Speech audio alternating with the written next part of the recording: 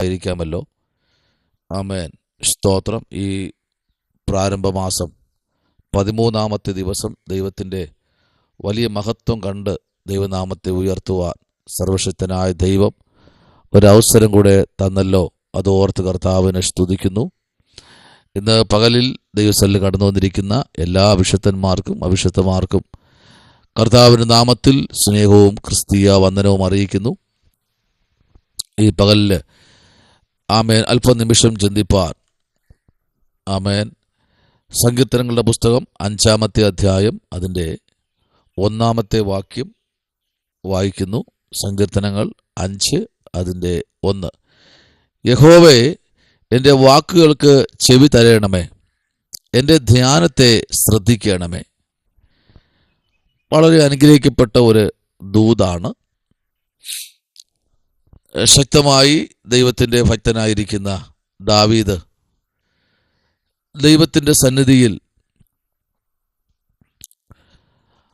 അപേക്ഷിക്കുന്ന ഒരപേക്ഷ, അഥവാ തൻ്റെ വാക്കുകൾക്ക് ദൈവത്തിൻ്റെ സന്നിധിയിൽ കുറച്ചുകൂടെ ആഴത്തോടെ താൻ സംസാരിക്കുകയാണ്. 2-ാം വാക്യം, എൻ്റെ രാജാവും എൻ്റെ ദൈവമായുള്ളവേ, എൻ്റെ സങ്കടയാചന കേൾക്കണമേ, നിന്നോടല്ലോ ഞാൻ പ്രാർത്ഥിക്കുന്നത്. അപ്പോൾ ദാവീദിൻ്റെ ജീവിതത്തിൽ ഒത്തിരി വധഭീഷണികൾ തന്നെ പിന്തുടരുകയാണ്.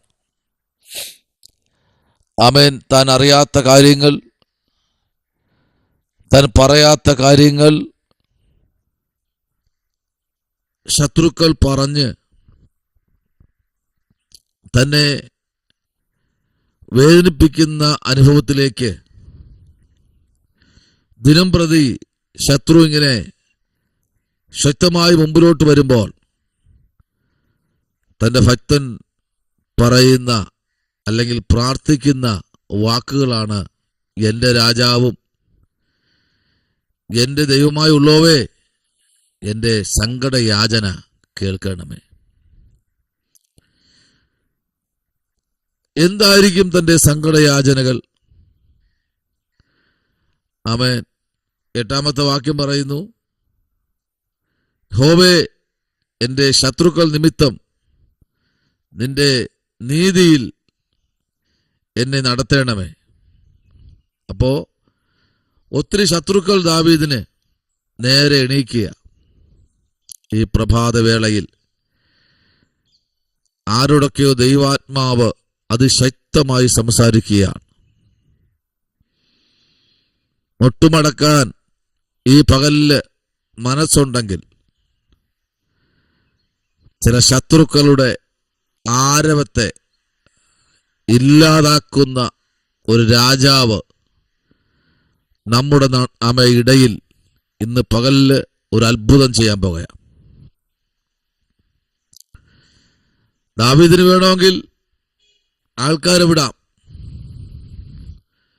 പക്ഷേ 5-ാമത്തെ വാക്യം പറയുന്നു, അഹങ്കാരികൾ നിന്റെ സന്നിധിയിൽ നിൽക്കുകയില്ല. കണ്ടോ? ഒരു ഭക്തന് നേരെ, ഒരു ഭക്തയ്ക്ക് നേരെ വാക്കുകൾ ഉന്നയിക്കുന്ന അഹങ്കാരികൾ നിന്റെ സന്നിധിയിൽ നിൽക്കില്ല. ഉറപ്പാ. പ്രാർത്ഥിക്കുന്നവന്റെ മുൻപിൽ അഹങ്കാരികൾ താളടിയാകും. ഇന്ന് പകലിൽ പ്രാർത്ഥിക്കുന്ന അഭിഷിക്തന്മാരെ, ലോകരാജ്യങ്ങളിൽ ഇരുന്നു കൊണ്ട് ഈ സന്ദേശം കേൾക്കുന്ന അഭിഷിക്തന്മാരെ, അഭിഷിക്തമാരെ,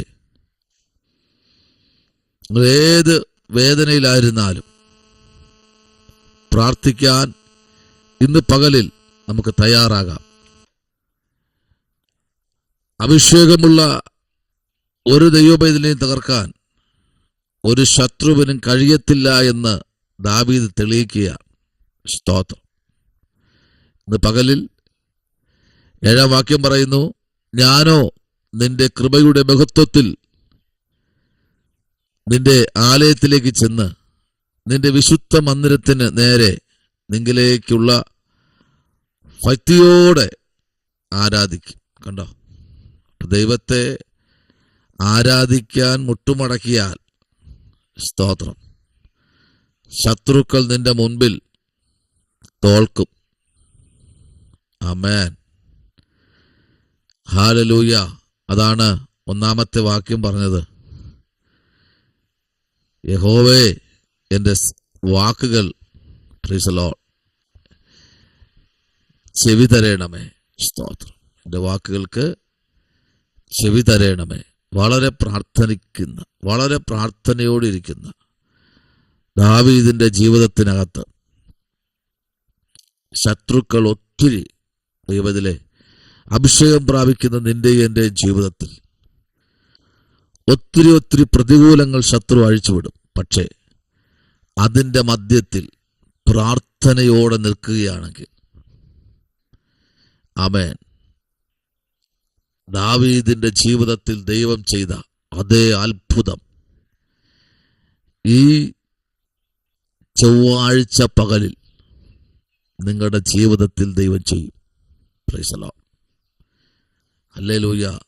ശത്രുക്കളുടെ മുമ്പിൽ നിന്നുള്ള ഒരു വിജയം, നീതികേട് പ്രവർത്തിക്കുന്ന വ്യക്തികളുടെ ഇടയിൽ നിന്ന് ദാവീദ് രാജാവിന് ഒരു വിടുതലയച്ചെങ്കിൽ, രാജാവാണ് കേട്ടോ, പ്രാർത്ഥിക്കേണ്ട ആവശ്യമുണ്ടോ രാജാവിന്? രാജാവിന് ശത്രുക്കളെ ഭയപ്പെടേണ്ട കാര്യമുണ്ടോ? ഒന്ന് കൽപ്പിച്ചാൽ പോരെ? പിടിച്ചുകൊണ്ടുവരാൻ പറഞ്ഞ തല എടുത്തുകൊണ്ട് വരുന്ന ഒരു കൂട്ടം പേര് ദാവീദിന്റെ കൂടെ ഉണ്ട്. ആമേൻ. ഒന്ന് ശാസിച്ചു വിടാൻ പറഞ്ഞു കഴിഞ്ഞാൽ കയ്യും കാലും വെട്ടിക്കൊണ്ടുവരുന്ന ഒരു കൂട്ടം പേര് ദാവീദിന്റെ കൂടെ ഉണ്ട്. കാരണം താൻ രാജാവാണ്.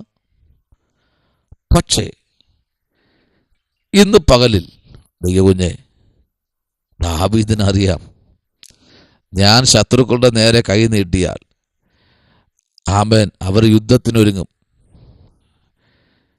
ഞാൻ ഒരുങ്ങേണ്ടതായുണ്ട്. എന്തുമാത്രം ചെലവാ, ആമേൻ. പക്ഷേ ദൈവം ചെയ്യാൻ തുടങ്ങിയാൽ, ഓ റിബലബ ശംഭബ രികൽഖനാദി, ദൈവം നിന്റെ ജീവിതത്തിൽ ഇന്ന് പകലൊരു അത്ഭുതം ചെയ്യാൻ തുടങ്ങിയാൽ, കേസില്ല, വഴക്കില്ല, പ്രശ്നങ്ങളില്ല, ഇന്ന് പകലിൽ നിനക്ക് ഭാരപ്പെടേണ്ടതില്ല, നഷ്ടങ്ങളില്ല. ദൈവത്തിന് വിട്ടുകൊട്. ഓ ശമന രികൽഖനാദികര ശൈലപരാജകൽഖനാദി, ഇന്ന് പകലിൽ ഒരു അത്ഭുത വിടുതൽ ചില കുടുംബത്തിലേക്ക് ദൈവം അയക്കുക. നിന്റെ പ്രാർത്ഥന, നിന്റെ ആരാധന ഇന്ന് പകലിൽ, ആമേൻ, അതിശക്തമായി പുറത്തു വരുവാൻ ദൈവത്തോട് പ്രാർത്ഥിക്കുന്ന ദൈവകുഞ്ഞെ, ദാവീദ് ദൈവാലയത്തിൽ മുട്ടുമടക്കിയതുപോലെ, കർത്താവിന്റെ സന്നിധിയിൽ മുട്ടുമടക്കിയതുപോലെ ഒന്ന് മുട്ടുമടക്കാൻ ആമേൻ മനസ്സുണ്ടെങ്കിൽ, ഈ പകൽക്കാലം നിന്നെ വിടുവിക്കുന്ന ഒരു ദൈവമുണ്ട്. യഹോവേ, എൻ്റെ വാക്കുകൾക്ക് ചെവി തരണമേ, എൻ്റെ ധ്യാനത്തെ ശ്രദ്ധിക്കണമേ. കണ്ടോ, താൻ ധ്യാനിക്കുക, വചനത്തിന് മുമ്പിൽ, കർത്താവിൻ്റെ മുമ്പിൽ താൻ കരയുക. രാജാവ് കരയുന്നു, താൻ നിലവിളിക്കുക, കർത്താവേ എൻ്റെ നിലവിളി നീ കേൾക്കണമേ. അതിമനോഹരമായ അതിഗംഭീരമായ വാക്കുകൾ, സ്വർഗത്തിലെ കർത്താവിനെ ഇരിപ്പിടത്തിൽ നിന്ന് ഇളക്കിയ വാക്കുകൾ. ഇന്ന് പകലിൽ തൻ്റെ പ്രാർത്ഥനയാണ്, തൻ്റെ ധ്യാനമാണ് ഈ ഒരു അധ്യായം. കണ്ണുകളടയ്ക്കാം, പ്രാർത്ഥിക്കാം. പരിശുദ്ധനായ ദൈവമേ, സ്വർഗ്ഗത്തിലെ പിതാവേ, അനുഗ്രഹിക്കപ്പെട്ട നല്ല പ്രഭാതവേളയ്ക്കായി സ്തോത്രം. ദൈവം അനുഗ്രഹിക്കണം, അത്ഭുതം ചെയ്യണം, ജനത്തെ കർത്താവ് മാനിക്കണം. പല രാജ്യങ്ങളിൽ ഇരുന്നു കൊണ്ട് സന്ദേശം കേൾക്കുന്ന എല്ലാവരെയും ദൈവം മാനിക്കണം, അത്ഭുതം ചെയ്യും. യേശുവിൻ അൻപുള്ള ആമേൻ. God bless you. ദൈവം അനുഗ്രഹിക്കട്ടെ.